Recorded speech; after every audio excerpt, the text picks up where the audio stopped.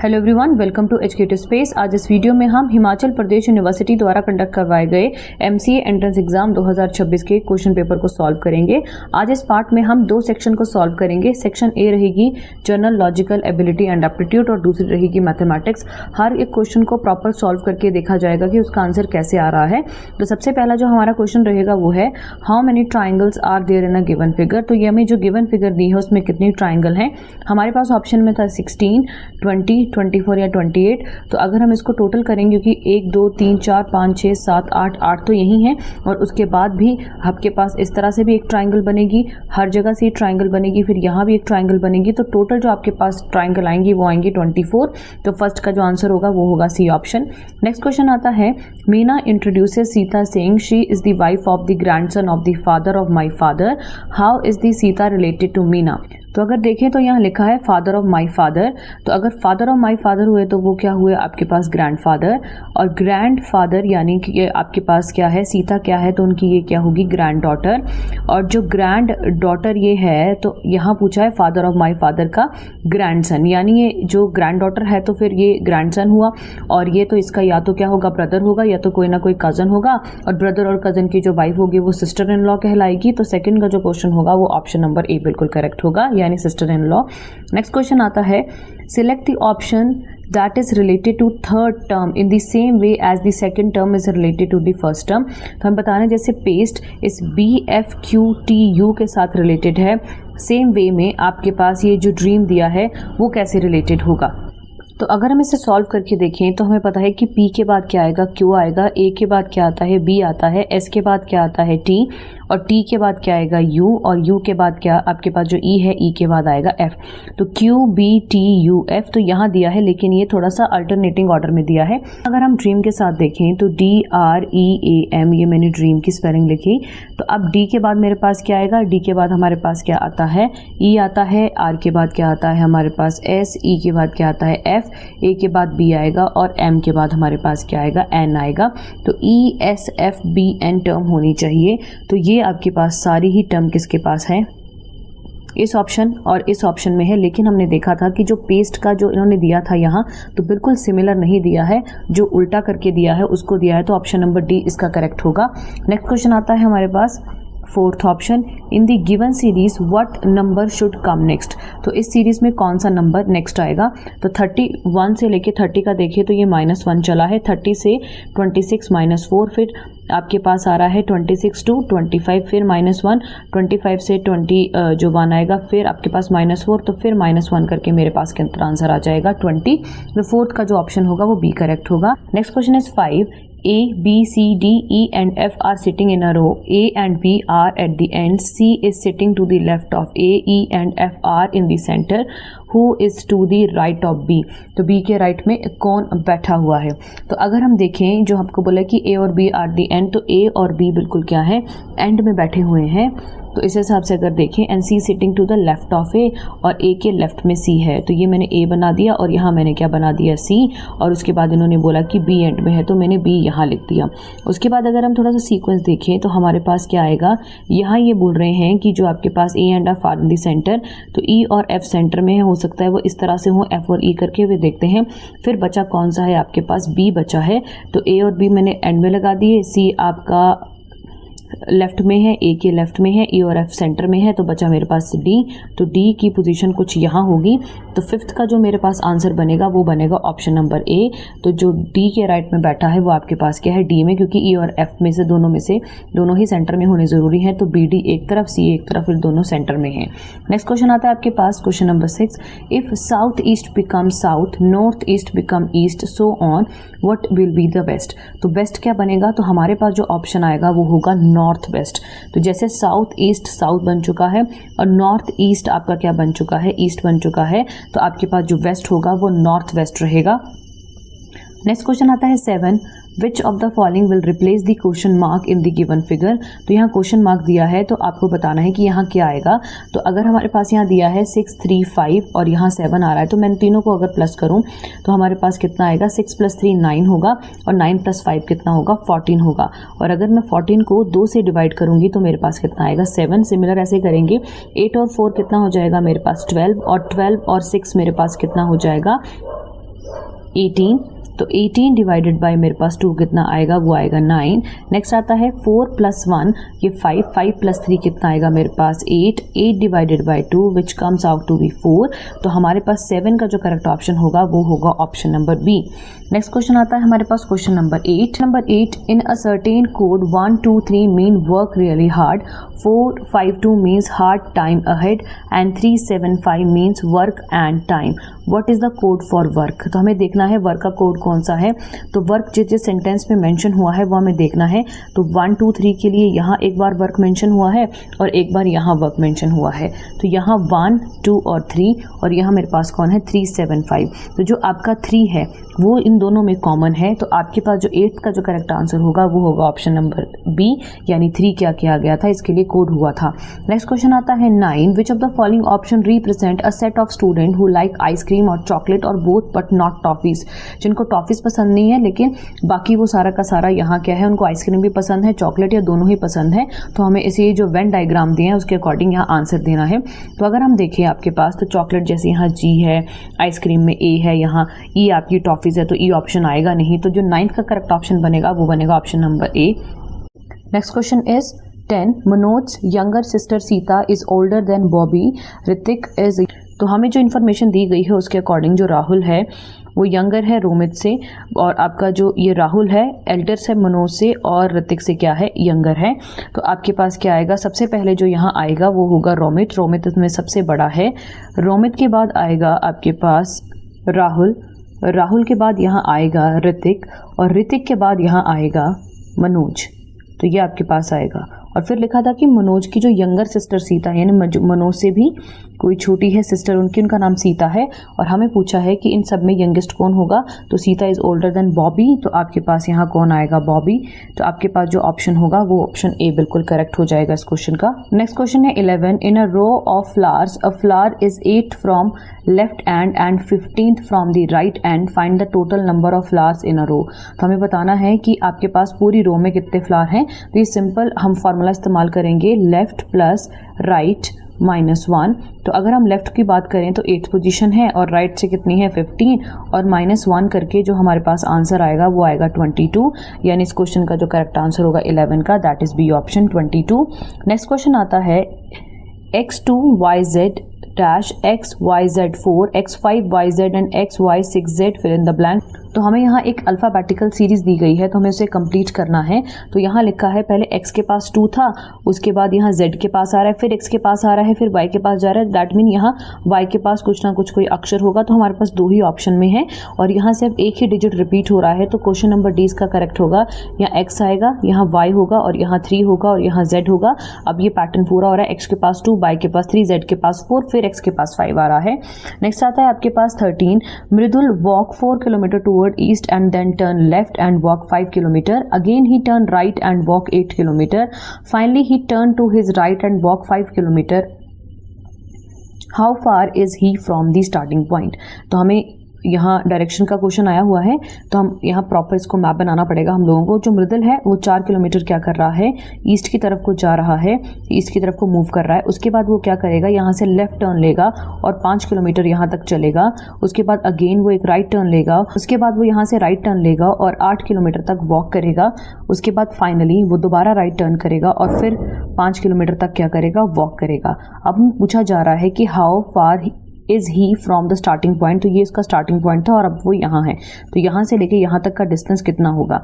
ये total 4 kilometre है और ये पूरा क्या है 8 किलोमीटर है। यहाँ से हमने मेजर करा तो 8 + 4 कितना हो जाएगा 12 किलोमीटर। तो इस क्वेश्चन का जो आंसर आएगा वो होगा option number A, that is 12 kilometre. इस क्वेश्चन आता है 14, फाइंड मिसिंग कैरेक्टर। तो हमें यहाँ मिसिंग कैरेक्टर ढूंढना है। तो अगर हम देखें तो हमारे पास जितने रो दी हैं वहाँ आ रहा है जैसे इस तरह सा पैटर्न है, z है, 2 है, 3 है। उसके बाद हम देखें यहाँ x आएगा, यहाँ y, दैट मीन यहाँ क्या होगा z, क्योंकि यहाँ भी z x y है, सब अलग अलग है रो में नंबर।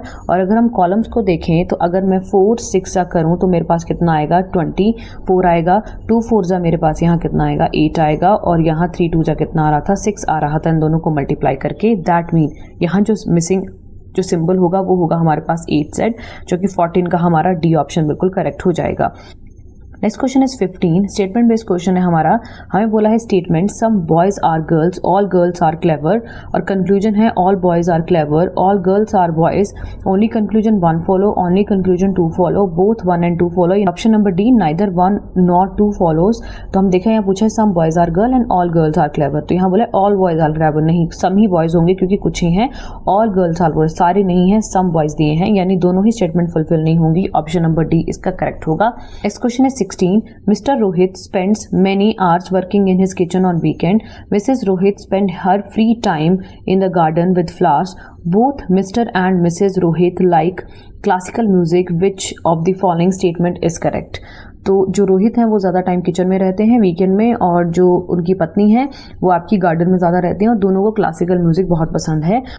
तो हमारे पास जो पहला ऑप्शन है वो है Mr Rohit like cooking, Mr Rohit does not like spending time with flower in garden, Mrs Rohit play the music that Mr Rohit like, Mrs Rohit enjoy planting the vegetables in the garden.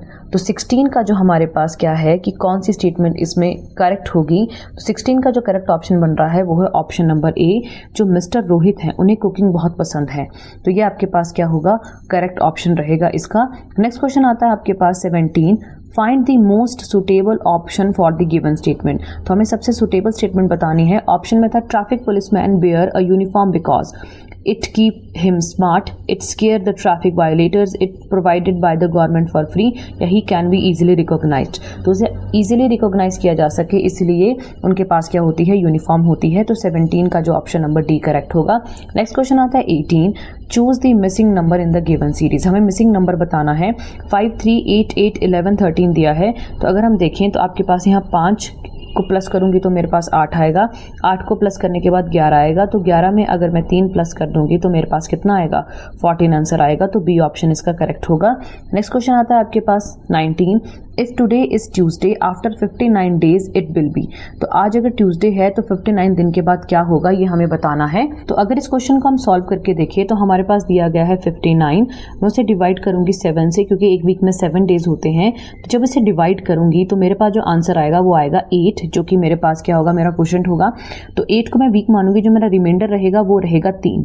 तो 3 मेरा रिमाइंडर है और 8 मेरे क्या है, वीक है। तो दैट मीन आपके पास क्या होगा, 8 वीक के बाद जो तीसरा दिन आएगा, यानी कि अगर आज मेरे पास क्या है, ट्यूसडे है, तो ट्यूसडे से लेके जो थर्ड डे, ट्यूसडे के बाद आएगा वेंसडे, वेंसडे के बाद क्या आएगा, थर्सडे, और थर्सडे के बाद क्या आएगा, Friday. So this is the third day. जो ट्यूसडे से जो थर्ड डे होगा वही मेरा इसके पास करेक्ट आंसर होगा। तो यानी आपके पास जो इस क्वेश्चन का करेक्ट आंसर आएगा वो मेरे पास होगा ऑप्शन नंबर बी। बी 19 का बिल्कुल करेक्ट ऑप्शन होगा। Next question is 20, pneumonia related to lungs and conjunctivitis related to eyes. तो आपके पास जो 20 का करेक्ट ऑप्शन होगा वो होगा ऑप्शन नंबर डी, जो आपके पास क्या होता है, कंजक्टिवाइटिस, वो आई से रिलेटेड होता है।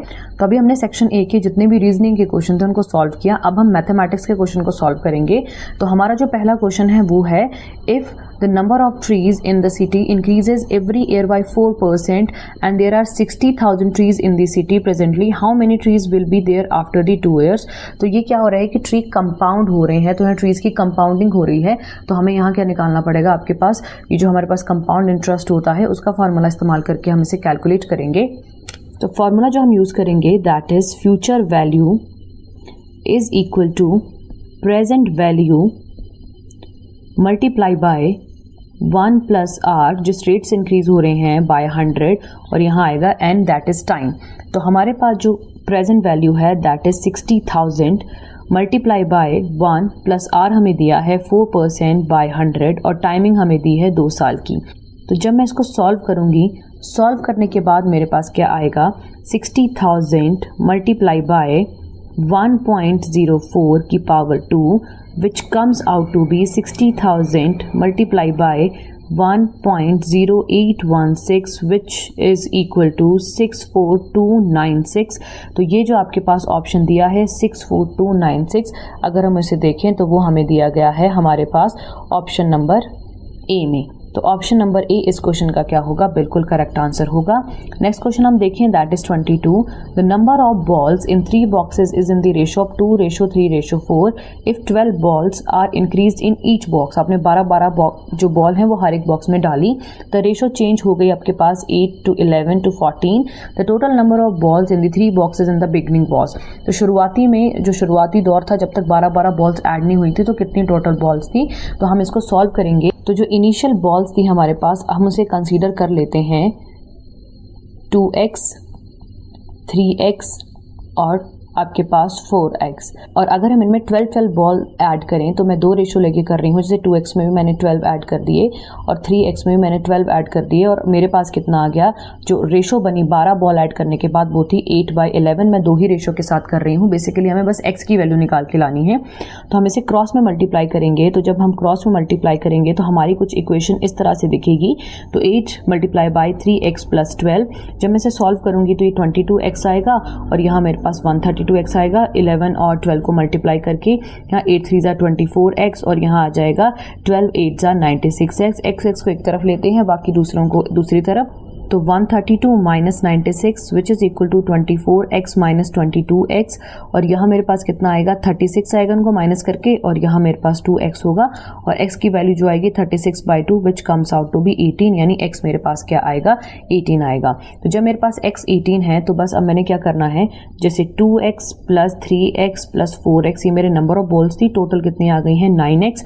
अब मैं x की जगह क्या डालूंगी, 18, और मेरे पास जो आंसर आएगा वो आएगा 162। तो हम देखते हैं कि कौन सी ऑप्शन में 162 दिया गया है। तो ऑप्शन नंबर बी, इसमें हमें 162 ऑप्शन दिया है, तो ये करेक्ट होगा। नेक्स्ट क्वेश्चन आता है 23। A shopkeeper marks his good 20% above the cost price, he allow a discount of 10% at the time of sale, his profit is. तो शॉपकीपर ने क्या करा था, जो उसका जो मतलब कि आपके पास कॉस्ट प्राइस था, उसके ऊपर जो आपके पास क्या था, 20% ऊपर उन्होंने उनका मार्केट प्राइस लगाया था। उसके मार्केट प्राइस के ऊपर उसने 10% का डिस्काउंट दिया है, तो उसके बाद भी उसको कितना प्रॉफिट हुआ होगा, ये हमें कैलकुलेट करना है। अगर हमें इसका प्रॉफिट कैलकुलेट करना है, तो हमें जो कॉस्ट प्राइस है उसे 100 मानना पड़ेगा, और उन्होंने क्या किया था, 20% इसके ऊपर और प्राइस लगाए थे। इन्हें मार्केट प्राइस में उन्होंने 20 रुपये मान लीजिए और बढ़ाए थे, तो मार्केट प्राइस 120 हो गया, और जो डिस्काउंट दिया था उन्होंने इसके ऊपर जो 120 रुपीज़ है उसके ऊपर उन्होंने 10% का डिस्काउंट दिया था। अब हमें क्या निकालना है, आपके पास ये जो टोटल मार्केट प्राइस पे कितना उन्होंने प्रॉपर डिस्काउंट दिया होगा, कितने पैसे बने होंगे वो देखना है आफ्टर डिस्काउंट। तो 10/100 मल्टीप्लाई बाय 120 मार्केट प्राइस का जो आपके पास क्या था डिस्काउंट रेट, तो आपके पास कितना आएगा 12 रुपीज़। तो अब हमने देखना है कि जो हमारे पास जो सेलिंग प्राइस कितना होगा, 120 तो हमारे पास क्या था जो मार्केट प्राइस था, उसके बाद 12 रुपये हमने क्या दे दिया, डिस्काउंट दे दिया। तो अब जो आइटम बेची होगी वो 108 रुपये में बेची होगी। तो 108 में जब हमने बेच दी और 100 रुपया हमारा उसका कॉस्ट प्राइस था, तो हमें 8 रुपये का बेनिफिट हुआ। दैट मीन 8% आपका क्या होगा, यहाँ डिस्काउंट आएगा। तो इस क्वेश्चन का जो आपके पास करेक्ट ऑप्शन रहेगा वो रहेगा option number C, that is 8%। Next question देखते हैं 24। Harry, Ron and Luna start together from the school to walk around a circular path of the length 12 kilometers. Harry walk at the rate of 4 km per hour and Ron 3 km per hour and Luna 2 km per hour. They will meet together at the starting place at the end of dash hour. हमें basically question में इन्होंने speed दे दी है और distance दिया है जो कि 12 kilometre का है, जो कि उन्होंने ट्रैवल करना था, अलग अलग स्पीड के साथ उन्होंने ट्रैवल किया है। तो हम पहले टाइम निकाल लेंगे और टाइम का एलसीएम ले लेंगे, और वही हमारे पास क्या आ जाएगा, आंसर आ जाएगा। तो सबसे पहले हम हैरी का टाइम निकालेंगे कि उसे इतनी ज़्यादा डिस्टेंस 12 किलोमीटर का डिस्टेंस ट्रैवल करने में कितना टाइम लगा होगा। तो हम फॉर्मूला यूज़ करेंगे डिस्टेंस अपॉन में स्पीड। तो 12 आपका क्या था, डिस्टेंस था 12 किलोमीटर, और उसने स्पीड 4 किलोमीटर पर आवर की ली थी। तो मेरे पास जो आंसर आएगा वो आएगा आपके पास 3 आवर्स। तो रोन का जो हमारे पास टाइम है वो आएगा 12/3, तो आंसर कितना आएगा 4 आवर्स। उसके बाद आते हैं हम ल्यूना के ऊपर। तो ल्यूना ने 12 किलोमीटर का डिस्टेंस ट्रैवल किया है 2 किलोमीटर पर आवर की स्पीड के साथ, तो मेरा पास कितना आंसर आएगा 6 आवर्स। तो हम जब एलसीएम लेंगे आपके पास 3, 4 और 6 का, तो मेरे पास कितना आएगा 12। तो हमारे पास जो आंसर आएगा दैट इज़ 12 आवर। तो हमें देखना है ऑप्शन में 12 आवर कहाँ दिया है। तो आपके पास जो ऑप्शन नंबर आपका 24 का जो करेक्ट ऑप्शन होगा वो होगा option number D. Next question आता है 25। The length of the shadow of the pole is under √3 times the height of the pole. What is the angle of the elevation of the sun? तो हमें बताना है कि जो elevation का angle है सन का वो कितना है। तो अगर हम इस क्वेश्चन को सॉल्व करें तो हम जो पोल की हाइट है उसे हम मान लेते हैं h, और जो शेडो की लेंथ है उसे हम मान लेते हैं √3/h। अब हम क्या निकालेंगे, एंगल निकालेंगे, तो tan थीटा निकलेगा विच इज़ हाइट अपॉन में जो शेडो की हाइट है वो देखेंगे। तो हाइट आपकी h थी और जो शेडो की है वो है √3/h, जो कि आपके पास कितना आएगा 1/√3। अगर मैं h को कैंसिल कर लूँ तो जो आपके पास tan theta is equal to 1/√3, और tan की वैल्यू आपके पास 1/√3 तब होती है जब मेरे पास 30 डिग्री का एंगल होगा। It comes out to be 30 degree. Next question आता है आपके पास 26, what is the value of question mark in 47524 if the number is divisible by 9। तो हमें बताना है कि यहाँ कौन सा डिजिट आएगा अगर हम 9 से इसको डिवाइड करेंगे। तो अगर हम इसको सॉल्व करके देखें, जो भी नंबर हमें दिए हम उनको ऐड कर लेते हैं। तो यहाँ आएगा 4 + 7 हमें दिया है, प्लस x दिया है, +5 +2 +4, तो हमारे पास कितना आएगा 22 + x। तो अगर हमें बोला है कि ये 9 से डिवाइड होगा तो 9 का जो 22 के बाद जो मल्टीपल आएगा, यानी कौन सा नंबर आता है जो 9 के टेबल में 22 के बाद आता है, दैट इज़ 27। तो 22 + x इज इक्वल टू हमारे पास कितना होगा 27। x की वैल्यू हम कितने निकालेंगे, 27 - 22, तो x की वैल्यू कितनी आ जाएगी 5। तो 5 मेरा इस क्वेश्चन का आंसर होगा। तो अगर हम देखें यहाँ ऑप्शन में तो आपका जो सी ऑप्शन है वो बिल्कुल करेक्ट होगा, आपके पास 5 इसका आंसर रहेगा।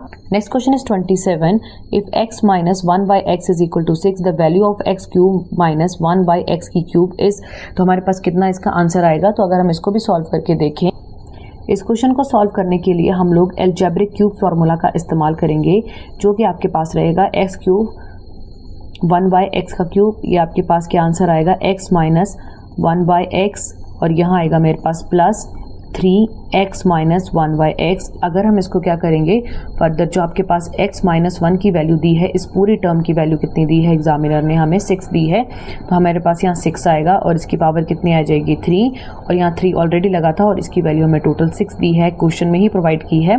तो ये आपके पास आएगा, और 6 का जो क्यूब होता है वो 216 होता है, प्लस आपके पास 6 3 जा कितना हो जाएगा 18, और अगर हम टोटल काउंट करेंगे तो मेरे पास आंसर आएगा 234। तो हमारे पास इस क्वेश्चन का जो आंसर है दैट इज 234। तो आपके पास इसका जो आंसर रहेगा वो रहेगा 234, option number B. Next question is 28, if two identical cubes of side L are joint end to end then the cuboidal is. तो आपके पास दो क्यूब है, एंड टू एंड जोड़ा गया है दोनों को और बाद में क्यूबॉइडल बनाया है, तो उसका हमें टोटल सरफेस एरिया बताना होगा कि कितना आएगा। तो इस क्वेश्चन को अगर हम सॉल्व करेंगे तो सबसे पहले हम लोग लेंथ, ब्रेड्थ और हाइट ले लेते हैं। तो लेंथ जो रहेगी वो आपकी 2L रहेगी, क्योंकि हमने दो क्यूब्स को आपस में जोड़ा हुआ है। ब्रेड्थ आपकी L ही रहेगी और हाइट भी हमारी क्या रहेगी L। अब हम क्या करेंगे, टोटल सरफेस एरिया का फॉर्मूला इस्तेमाल करेंगे। तो जो मेरे पास टोटल सरफेस एरिया होगा it is equal to 2LB + BH + HL। अब हम बस वैल्यू को पुट करेंगे, यहाँ 2 होगा और L की वैल्यू कितनी है आपके पास 2L। उसके बाद हम देखेंगे, उसके बाद आपके पास मल्टीप्लाई होगा, आपके पास B की वैल्यू भी L है, और उसके बाद आपके पास B की वैल्यू L, H की वैल्यू L है, प्लस H की वैल्यू L, और जो आपके पास लेंथ है वो हमारे पास दी है 2L। जब हम इसको सॉल्व करेंगे तो यहाँ हो जाएगा 2L का स्क्वायर प्लस यहाँ L का स्क्वायर, और यहाँ भी आपके पास क्या हो जाएगा 2L का स्क्वायर, और फिर आपके पास कितना आएगा 2 + 1 + 2 मेरे पास 5L का स्क्वायर, और जो कि कितना आएगा 5 × 2 = 10, 10L का स्क्वायर। तो जहाँ 10L का स्क्वायर होगा वो हमारे पास बिल्कुल करेक्ट आंसर होगा। हमारे पास जो ऑप्शन आ रहा है वो ऑप्शन होगा आपके पास ऑप्शन नंबर सी, 10L का स्क्वायर 28 का बिल्कुल करेक्ट ऑप्शन रहेगा। Next question is 29, find the value of k if x - 3 is the factor of 4x³ - 2x² + x + k। तो हमें यहाँ k की वैल्यू फाइंड करनी है। तो हमें k की वैल्यू फाइंड करने के लिए जहाँ जहाँ हम पहले x की वैल्यू कैलकुलेट कर देते हैं और x की वैल्यू को इस इक्वेशन में पुट कर देंगे और फिर हमारे पास आंसर आ जाएगा। x - हमें 3 दिया है विच इज इक्वल टू 0, और x की वैल्यू हम कितनी निकालेंगे 3। तो अब हमें इक्वेशन दी है, उस इक्वेशन में जैसे हमें दिया है 4x³ - 2x² + x + k, बस इसमें हम वैल्यू पुट कर लेते हैं। तो आपके पास 4x की वैल्यू कितनी है यहाँ 3, ये 3 का क्यूब आ जाएगा -2, यहाँ x का पावर 2 प्लस यहाँ कितना आएगा मेरे पास 3, और यहाँ मेरे पास कितना आ जाएगा k, मैं से इक्वल टू के 0 रखूंगी। बाद अगर मैं सॉल्व करूँ तो 3 का क्यूब कितना होता है 27, माइनस आपके पास यहाँ भी 3 होगा, तो 3 3 जा कितना हो जाएगा मेरे पास 9, और यहाँ मेरे पास कितना होगा 3 और यहाँ मेरे पास कितना है k which is equal to 0 और ये मेरे पास मल्टीप्लाई करके आएगा 108 माइनस 18 उसके बाद plus 3 plus k which is equal to 0। उसके बाद अगर हम देखें आपके पास सॉल्व करके तो इसका जो टोटल आंसर आएगा यहाँ होगा मेरे पास 93 प्लस के विच इज़ इक्वल टू 0 और के की वैल्यू कितनी आएगी -93। तो अगर इस क्वेश्चन को देखें तो इसमें जो आपके पास आंसर आएगा वो होगा हमारे पास option number B. Option number B में हमें ये आंसर दिया गया है। नेक्स्ट क्वेश्चन आता है मेरे पास 30 the factors of 4y² minus 16y plus 16। तो हम इसके फैक्टर कैलकुलेट करने की कितने आते हैं। तो अगर हम इस क्वेश्चन की इक्वेशन लिखें तो 4y का स्क्वायर माइनस 16y प्लस आपके पास कितना आ रहा है 16। तो जब मैं इन दोनों को मल्टीप्लाई करूंगी 4y² मल्टीप्लाई बाय 16 तो मेरे पास 64y का स्क्वायर आएगा। नहीं, मुझे जो मिडल टर्म है उसे ऐसे ब्रेक करना है कि मल्टीप्लाई करने के बाद 64 आए और प्लस या माइनस करने के बाद 16y आए। तो मैं 8 मल्टीप्लाई बाय 8 दैट इज 64 ऐसे ब्रेक करूंगी। तो आपके पास कितना आएगा 4y का स्क्वायर माइनस 8y प्लस 16 और जब मैं इसके फैक्टर कैलकुलेट करूंगी तो मेरे पास यहाँ 2y मैं कॉमन ले लेती हूँ, 2y माइनस 4 यहाँ आएगा मेरे पास। फिर यहाँ मैं 4 कॉमन ले लेती हूँ तो 2y माइनस 4। तो मेरे पास जो फैक्टर आएंगे वो आएगा 2y minus 4 and 2y minus 4। That mean आपसे जो इस क्वेश्चन का हमारे पास आंसर रहेगा वो होगा हमारे पास ऑप्शन नंबर ए यानी 2y माइनस 4 का होल स्क्वायर। तो ये आपके पास क्वेश्चन इसका बिल्कुल करेक्ट हो जाएगा। नेक्स्ट क्वेश्चन आता है मेरे पास 31 the nth term of an arithmetic progression is 5n minus 1 sum of the first n term will be. तो हमें निकालना है जो पहली n टर्म्स है उनका कितना टोटल सम होगा। तो सबसे पहले अगर हम फर्स्ट टर्म फाइंड करें तो फर्स्ट टर्म मेरे पास कितनी आएगी 1 minus 1 which is equal to 4 और जो लास्ट टर्म है क्योंकि प्रोग्रेशन ही यही है तो आपके पास क्या आएगा 5n माइनस 1। तो हम फार्मूला यूज़ करेंगे Sn निकालने के लिए n बाई 2 ब्रैकेट में लिखेंगे फर्स्ट टर्म और ऐड करेंगे आपके पास प्लस हमारे पास जो लास्ट टर्म होगी। फिर देखेंगे हमारे पास इक्वेशन क्या बन के आती है। हमें पूरा सॉल्व नहीं करना, हमें बस इक्वेशन ही बतानी है। तो हमारे पास कितना आएगा n बाई 2। फर्स्ट टर्म मेरे पास कितनी थी 4 प्लस लास्ट टर्म थी 5n माइनस 1 और जब मैं इसको क्या करूँगी n आपके पास कितना आएगा 4 प्लस 5n माइनस कितना आएगा मेरे पास 1 अपॉन में कितना आएगा 2। तो ये आएगा 4n प्लस 5n का स्क्वायर और ये मेरे पास कितना आएगा माइनस n आएगा और अपॉन में कितना आएगा मेरे पास 2 आ जाएगा। अब मेरे पास यहाँ 4 है और यहाँ आपके पास 1 है तो 4 में से आपके पास 1 जाएगा तो मेरे पास 3n बचेगा प्लस 5n का स्क्वायर अपॉन में कितना बचेगा 2। तो अब आगे सॉल्व नहीं होगी तो यही हमारा आंसर होगा। तो अगर हम देखें तो जो इक्वेशन है उसमें जो आपके पास आंसर आ रहा है 5n का स्क्वायर प्लस 3n वो हमें दिया है option number I think so C में दिया है 5n square plus n by 2। तो 31 का जो करेक्ट ऑप्शन होगा वो होगा option number C. Next question is 32 the point 2, -2 4, -2 2, -1 and -4 -3 ये आपके पास दिए गए हैं। तो ये हमें बताना है कि लाई इन 1 क्वाड्रेंट, लाई इन 2nd क्वाड्रेंट, लाई इन 3rd क्वाड्रेंट या does not lie in the same quadrant. तो हमें यहाँ क्या दिया है, यहाँ आपके पास एक वैल्यू पॉजिटिव में है, एक नेगेटिव में, एक वैल्यू पॉजिटिव में, एक नेगेटिव में। तो इस तरह से हमें क्या दी है, आपको अलग अलग वैल्यू दी है। दैट मीन वो आपके पास सारे के सारे, जैसे अगर यहाँ x आपके पास प्लस में है तो y माइनस में है। तो जगह अगर आपके पास x प्लस में है और y माइनस में है तो वो आपका कौन सा होगा, वो हमारा 4th क्वाड्रेंट में होगा। और यहाँ हमें दोनों ही टर्म माइनस में दी हैं तो ये आपका क्या होगा 3rd क्वाड्रेंट में होंगे दोनों ही। तो दैट मीन ये दोनों ही सेम क्वाड्रेंट में लाई नहीं कर रहे हैं।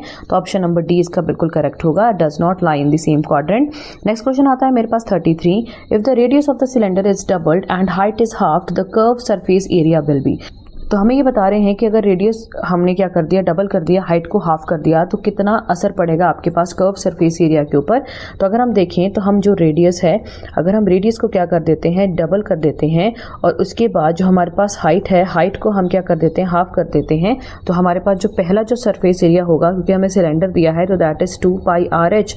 तो अगर हम इसमें वैल्यू भरें तो पाई तो वैसे ही रहेगा, आर की वैल्यू हम कितना भरेंगे यहाँ 2r और h की वैल्यू यहाँ कितने भर देंगे हम लोग, आपके पास आएगा h/2। 2, तो ये 2 से 2 कट जाएगा, तो अल्टीमेटली मेरे पास फॉर्मूला 2 पाई आर एच ही रहेगा, दैट मीन सेम ही रहेगा। तो 33 का जो करेक्ट ऑप्शन होगा वो होगा option number C, that is remain same.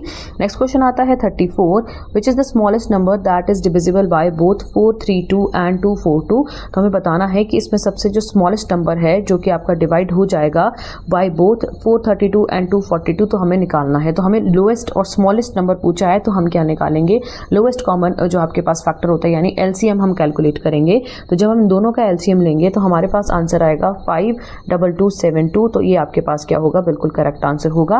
Next question आता है 35, if a triangle ABC, if AB is equal to C and the angle B is equal to 55 degree, then angle C is equal to. तो हमें यहाँ एक triangle दी है, उसकी दो side बिल्कुल बराबर हैं, दैट मीन ये आइसोसील ट्राइंगल होगी। तो जब अगर हमारे पास आइसोसील ट्राइंगल दी होती है तो जो एंगल होगा, ठीक है, ऑपोजिट साइड का, वो भी बिल्कुल क्या होगा, बराबर। तो अगर B का एंगल 55 है तो C का भी एंगल कितना होगा, 55 डिग्री। तो 35 का जो मेरे पास करेक्ट ऑप्शन होगा वो होगा option number B. Next question आता है 36, if 3A is equal to 4B is equal to 6C, find ABC। इनकी रेशो हमने निकालनी है। तो अगर हम इसे सॉल्व करें तो सबसे पहले हम क्या करेंगे, जो 3, 4, 6 हमें दिया उसका एलसीएम लेंगे जो कि 12 आएगा। अब हम जो रेशो दी है दैट इज़ 3A अपॉन में 12, क्योंकि इसी को निकाल के एलसीएम लिया है। फिर हमारे पास क्या आएगा, आपके पास 4B अपॉन में मेरे पास कितना आएगा 12, फिर होगा मेरे पास 6C अपॉन में कितना आएगा 12, और इसे कट कर दूंगी मैं, यहाँ आएगा 4, यहाँ मेरे पास कितना आएगा 3, और यहाँ मेरे पास कितना आएगा 2। तो ये आंसर आएगा A अपॉन में 4, रेशो आपके पास कितना आएगा B अपॉन में 3, और ये आपके पास कितना आएगा, आपके पास आएगा रेशो C बाई 2। तो हमारे पास 432 जो इसके पास है वही आपका इसमें करेक्ट आंसर होगा। तो 432 हमें दिया है option number I think so C में, तो C हमारा क्या होगा, बिल्कुल करेक्ट आंसर रहेगा इस क्वेश्चन का। तो C में दिया है जैसे मैंने आपको बताया 4:3:2, तो ये आपका क्या होगा, करेक्ट आंसर होगा। Next question is 37. The pair of equations x is equal to -3 and y is equal to -4 graphically represent the line which are intersecting at -3, -4, intersecting at -4, -3, intersecting at 3 and 4, intersecting at 4 and 3। तो हमारे पास जो होगा option number A, वो intersect करेंगी -3 and -4 पे। तो हमारे पास 37 का जो करेक्ट ऑप्शन होगा वो हमारे पास रहेगा option number A. Next question आता है 38. The sum of the digits of the two digit number is 9. If 9 is added to the number, the digits of the number get reversed. This number will be। तो अगर माने हमारे पास इन्होंने बोला कि कोई दो डिजिट है, उनका सम आता है 9, इन सबका ही सम 9 आ रहा है, और जब उसमें 9 ऐड करेंगे और फिर उसको रिवर्स करेंगे तभी वो सेम ही नंबर होगा। तो लेट्स से मैं 45 ले लेती हूँ, और 45 इसका करेक्ट आंसर। आप देखिए कैसे होगा। तो जब मैं 4 + 5 करूँगी तो मेरे पास कितना आ जाएगा, 9 आ जाएगा। और ये जो 45 है, अगर इसमें मैं 9 ऐड करूँ तो मेरे पास कितना आएगा, 54, और जब 54 को रिवर्स करूँगी तो मेरे पास कितना आ जाएगा, 4, 5। तो आपके पास क्या आएगा, अब 45 इसका आंसर होगा। Next question is 39, mode is, mode क्या है, ऑप्शन में है most frequent value, middle value, sum of all the values divided by the number of values, या लीस्ट फ्रीक्वेंट वैल्यू। तो 39 का जो मेरे पास करेक्ट ऑप्शन होगा वो होगा it is a most frequent value. जो वैल्यू बार बार रिपीट होती है वही क्या कहलाती है, मोड कहलाती है, इसे बहुलक बोलते हैं हिंदी में। नेक्स्ट क्वेश्चन आता है 40, the probability of getting a diamond card from a deck of 52 card is. तो आपका जो 52 कार्ड का डेक है उससे हमें कितनी प्रोबेबिलिटी है कि हमें डायमंड कार्ड ही मिलेगा। हमारे पास डेक होता है 52 कार्ड का, एक्सटेंडेड डेक होता है, उसमें हमारे पास 13 जो डायमंड के कार्ड्स होते हैं। तो आपके पास हमें टोटल कितने दिए हैं, 52, तो हम इसे डिवाइड करेंगे तो कितना आएगा, 1/4। तो आपके पास ऑप्शन नंबर सी इसका बिल्कुल करेक्ट होगा। तो आज इस वीडियो में हमने जो MCA एंट्रेंस एग्जाम के 40 क्वेश्चन थे उन्हें फुल सॉल्व करके देखा कि कैसे आपके क्वेश्चन का आंसर वहाँ आया हुआ है। मैंने सारे क्वेश्चन आपको सॉल्व करके दिखाए हैं, लेकिन अगर आपको फिर भी लग रहा होगा कोई क्वेश्चन गलत किया है तो आप मुझे कमेंट बॉक्स में कमेंट करके बता सकते हैं। मैं उसे जल्द से जल्द करेक्ट करने की कोशिश करूंगी। नेक्स्ट वीडियो में हम नेक्स्ट क्वेश्चन को सॉल्व करेंगे। और अगर आपको ये वीडियो हेल्पफुल लगी होगी तो इसे ज़रूर शेयर करें। चैनल पर नए हैं तो चैनल को सब्सक्राइब करें और आने वाली वीडियो की नोटिफिकेशन के लिए बेल आइकन पर क्लिक करें। Thanks for watching.